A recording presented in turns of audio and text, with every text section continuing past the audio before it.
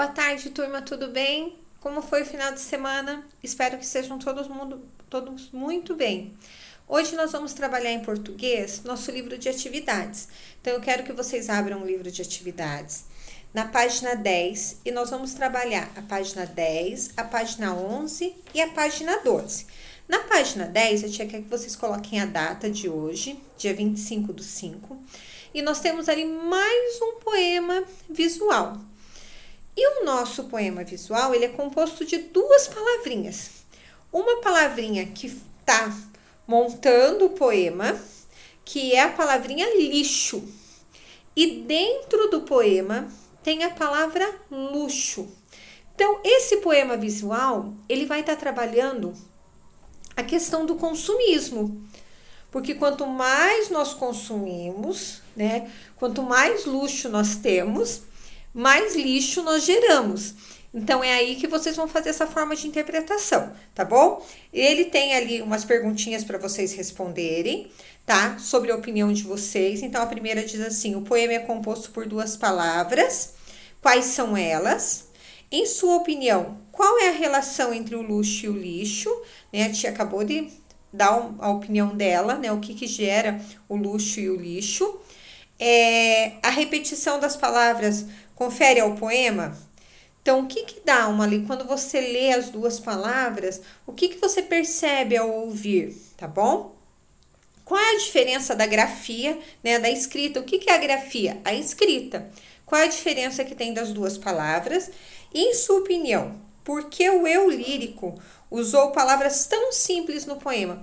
Por que quem escreveu o poema usou essas duas palavras muito simples para passar a mensagem do poema para vocês, né? Essa daí é uma opinião de vocês, né? Esse poema, ele foi escrito para quem? Ele foi escrito para crianças, ele foi escrito para adultos, ele foi escrito para crianças e adultos, para que as pessoas lessem e chamassem atenção.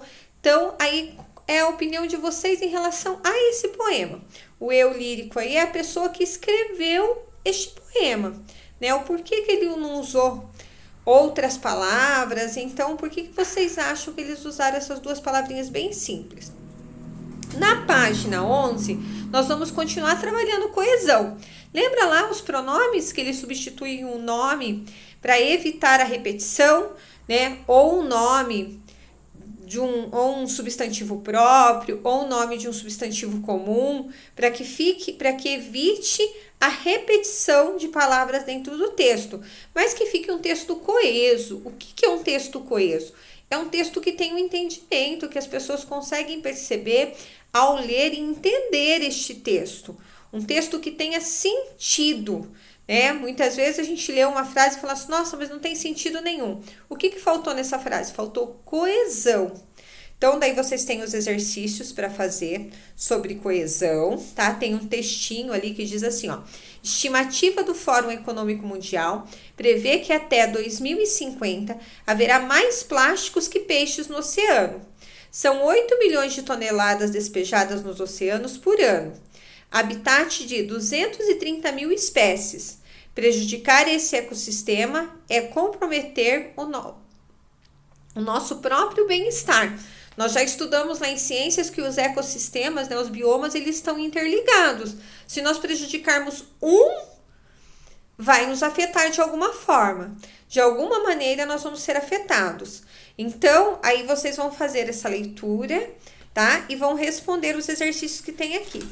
E na página 12, nós vamos recordar o que nós aprendemos já sobre os encontros vocálicos. O que são os encontros vocálicos? São encontros de duas ou mais vogais, ou na mesma sílaba, ou em sílabas separadas. E eles são, quando eles estão na mesma sílaba, elas são chamadas de ditongo.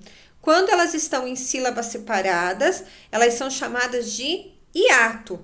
Então, vocês também têm os exercícios aí para fazer, ok?